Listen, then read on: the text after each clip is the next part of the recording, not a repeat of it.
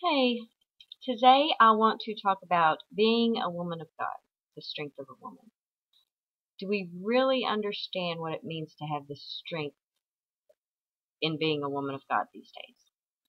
These days there are so many different roles that we have that it is so easy to forget who we are and the strength we really have. We become overwhelmed with so much that's going on. You see, men were given a physical strength to provide and protect. But God gave women a special strength that many don't understand. Our strength comes from inside, and it has the ability to hold a family together in hard times, to be the strength and the anchor in that family.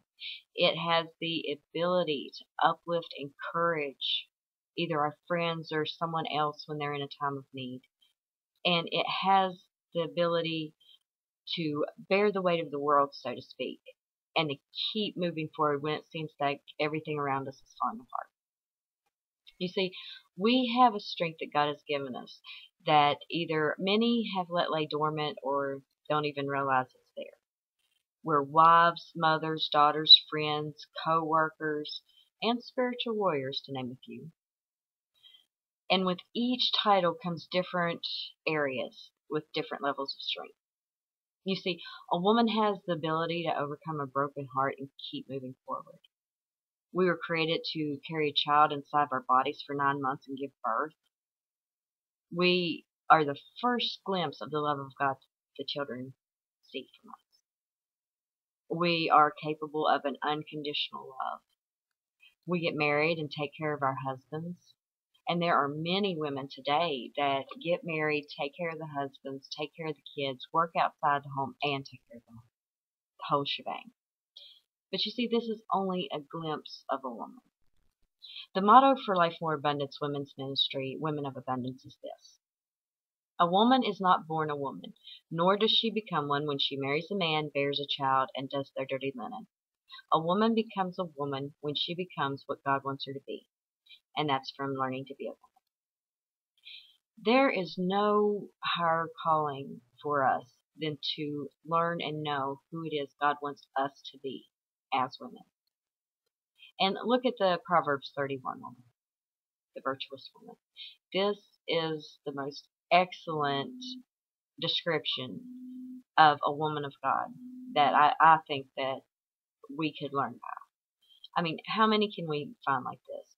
If you read Proverbs 31:10 through 31, she is trustworthy, she's a positive influence, a hard worker, a planner, she's protective, delightful, compassionate, unselfish. She meets the needs of her home, invests for her household, helps her husband become successful. I mean, she's all of these things. And we generally carry a few of the characteristics of the Proverbs 31 woman. But how many of us work on building all of these characteristics and carrying all of these characteristics in our lives each day? There are so many women today that try to take on every possible role that there is. There are women that are single that focus more on finding a man than focusing on what God wants them to be doing while they're waiting. There are women that try to be the head of the household instead of going by God's order of a family. And there are women that just go with the flow of whatever comes their way and just live completely passive lives. We as women need to understand our role in God's plan and who it is He created us to be. If we are ever going to come close to the Proverbs 31 woman, we must make God our top priority in life. That comes above any title or any role that we have in life. As we build our relationship with God on a daily basis, we will begin to see changes in our lives, and it will become easier for us to start developing these characteristics. And as we begin to develop more of these characteristics in our lives, not only will there be a change in our lives, but we'll begin to see a change in the lives of others that have contact with us, because our change will be seen and it will cause others to want to change as well. As women, it is very important that we have balance in our lives. When we try to take on too much at one time, it'll affect all areas of our lives. We become overwhelmed. Things in our lives will become neglected. Priorities get twisted around. And don't take me wrong, I'm in no way saying, where I'm just talking about the women, that women should do it all while a man goes to his job, comes home, and that's it. No, men have their part, which includes support. But what I'm talking about now, and what I want to talk about in the next few videos, is just for women. So we can't take this and say, well, what about the men? What about what the men are supposed to be doing? What I'm going to be talking about is strictly for women. We need to know who we are before we can start worrying about who someone else is supposed to be or what they're supposed to be doing. And as we begin to understand who we are and start growing closer to God, we'll begin to see the changes in them as well.